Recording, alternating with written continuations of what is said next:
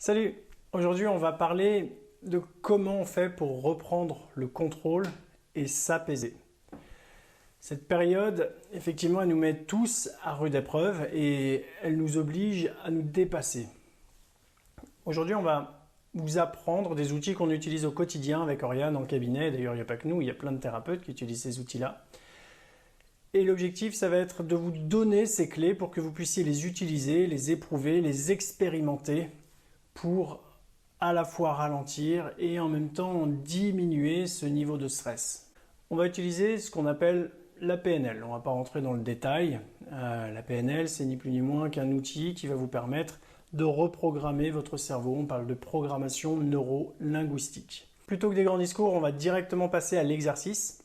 Alors, je vais vous proposer simplement d'utiliser votre expérience. Vous allez prendre un événement qui vous stresse particulièrement, un événement qui vous embête particulièrement, une situation peut-être qui est arrivée dernièrement, peut-être que c'est quelque chose qui est arrivé avant même le confinement et qui continue de prendre beaucoup d'espace dans votre tête. L'objectif, ça va être d'apprendre à comprendre comment je fonctionne de l'intérieur, quel est le mécanisme qui fait que j'arrive justement à cette situation délicate et à ces émotions délicates qui font que j'ai besoin de m'apaiser. Donc on va travailler un exemple assez simple. On va partir du principe que vous êtes une personne qui vous faites énormément de films ou qui avez des scènes qui tournent en boucle dans votre tête et qui imaginez énormément de choses négatives, soit parce que vous les avez vécues ou soit parce que vous êtes en train d'anticiper l'avenir et ça vous bloque au quotidien. Prenez donc ce fameux souvenir.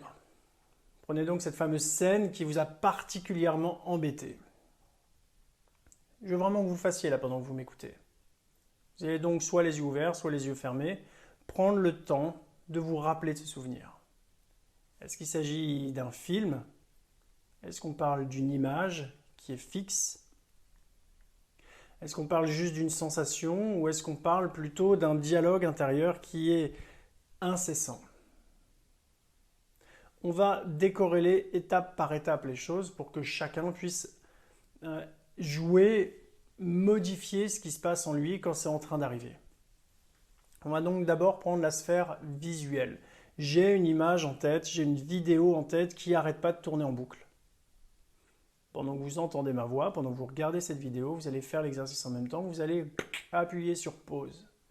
Si c'est un film, vous allez réellement appuyer sur pause. Vous allez donc vous retrouver avec une image fixe et figée. Cette image, j'imagine que si elle est toujours d'actualité, elle doit encore être en couleur. Alors vous allez vous concentrer, on va utiliser l'intention pour le faire. J'aimerais qu'à votre rythme, ça demande beaucoup de concentration, donc je ne serai pas surpris qu'à la fin vous soyez très fatigué, mais c'est normal. Vous allez vous concentrer pour que cette image se transforme petit à petit en noir et blanc. De manière à ce que l'inconscient comprenne que ça doit aller derrière au passé. Donc je me concentre, j'ai cette image et petit à petit, je la modifie. Je veux réellement qu'elle soit en noir et blanc. Je veux que vous compreniez ce que ça change pour vous. Est-ce que ça donne des nouvelles sensations? Est-ce que ça me permet de reprendre un peu le contrôle? Est-ce que ça me permet de mieux respirer? Ça me donne des idées plus claires? Prenez le temps d'analyser les choses. Une fois que j'ai mon image, qu'elle est en noir et blanc, que c'est stabilisé, j'oubliais. Peut-être que je vois rien du tout. Peut-être que c'est juste un concept, comme si je vous parle d'une balle de tennis, et que vous êtes capable de savoir à quoi ça ressemble, mais de ne pas la voir réellement. Parce que quand je ferme les yeux, je vois du noir, et quand je regarde mon écran, je me vois en train de parler. Sauf qu'intérieurement, je sais exactement ce qui est en train de se passer. Okay? J'ai mon image, elle est en noir et blanc. J'écoute ma respiration et petit à petit, je prends conscience de la taille de cette image. Est-ce que c'est une image grande comme ça, une image petite comme ça, une image rikiki comme ça? À chaque expiration, je vais diminuer la taille de cette image. Et plus elle diminue, plus c'est important que je sois sensible à ce que ça modifie à l'intérieur de moi. L'image devient de plus en plus petite, jusqu'à devenir un timbre ou une gommette. Elle existe toujours, je sais qu'elle a existé. La vraie question, c'est qu'est-ce que je veux en faire à partir de maintenant? Est-ce que je l'envoie loin derrière? Est-ce que je la jette par terre et que je l'écrase? Qu'est-ce que j'ai envie d'en faire? Bien évidemment, tout ça, c'est symbolique. Parfait. Ensuite, pour tester ce qui est en train de se passer, vous allez fermer les yeux et vous allez essayer de revoir cette image. Alors, il y a de grandes chances pour que vous y arriviez, mais qu'elle soit déjà modifiée de l'intérieur. Exemple, ça devient flou. Exemple, j'arrive pas à la remettre en couleur. Exemple, je la vois de super loin. C'est normal. Et vous allez répéter cet exercice de plus en plus jusqu'à ne plus rien voir du tout. Donc ça, c'est pour la sphère visuelle. Deuxième étape, on va passer sur la sphère auditive. J'ai eu cette dispute et depuis ça tourne en boucle. Il y a le confinement et je suis en train de penser en permanence à mes proches qui sont du coup soit loin de moi ou pas forcément loin de moi, mais en tout cas j'ai pas le droit d'aller les voir et ça m'inquiète énormément. Ou alors je me pose forcément plein de questions vis-à-vis de mon travail ou d'autres sujets d'ailleurs. On va faire très simple. J'aimerais que vous preniez le temps d'étudier est-ce que ces pensées, je les entends plus sur la gauche ou plus sur la droite. Ça paraît très bizarre comme prise de conscience, mais à partir du moment où j'ai la réponse, généralement ça commence déjà à changer les choses de l'intérieur. Ok.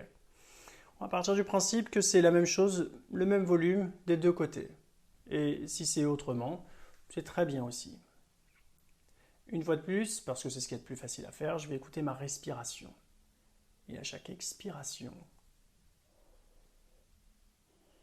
je vais diminuer de plus en plus le volume. Je vais diminuer de plus en plus le son, jusqu'à ce que j'éteigne complètement toutes ces pensées dans ma tête. Et c'est le silence. Et je me demande ce que ça change quand c'est le silence dans ma tête, parce que ça fait tellement longtemps que ça n'a pas été le cas. Et à partir de ce moment-là, peut-être même que j'ai envie de mettre de la musique, puisque c'est moi qui décide. Imaginons que je mette une musique qui me donne le sourire, une musique qui me donne envie de voyager, une musique, à l'inverse, qui me donne de l'énergie, qui me permet de me concentrer. Je me demande quel genre de musique vous aimeriez mettre là, maintenant. Qu'est-ce que ça change? Quel genre d'émotion ça donne? Quel genre de sentiment ça permet? Et de vous poser la question de comment ça va vous aider à vous projeter différemment sur ces situations. Très bien. Et puis peut-être que plutôt que de la musique, vous aurez envie de mettre des bruits de la nature, comme le gros avantage avec le confinement, c'est qu'on entend vraiment mieux les oiseaux. Prenez le temps de vous poser toutes ces questions et d'installer toutes ces nouvelles informations à l'intérieur de vous.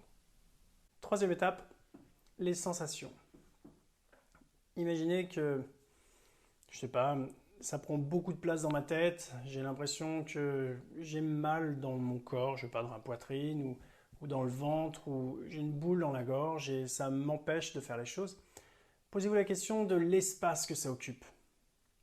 Posez-vous la question de quelle représentation vous en avez. Dans quel sens est-ce que ça tourne? Est-ce qu'on est dans le sens des aiguilles d'une montre? Est-ce que c'est à l'inverse? Et pendant que vous êtes en train de vous poser ces questions-là, vous allez modifier ces sensations. Si par exemple vous avez une boule dans le ventre, l'illusion d'avoir une boule dans le ventre qui tourne dans le sens des aiguilles d'une montre, vous allez inverser le sens. Vous allez vous poser la question de qu'est-ce que ça change quand j'inverse ce sens. Et vous allez observer de l'intérieur ce que ça donne.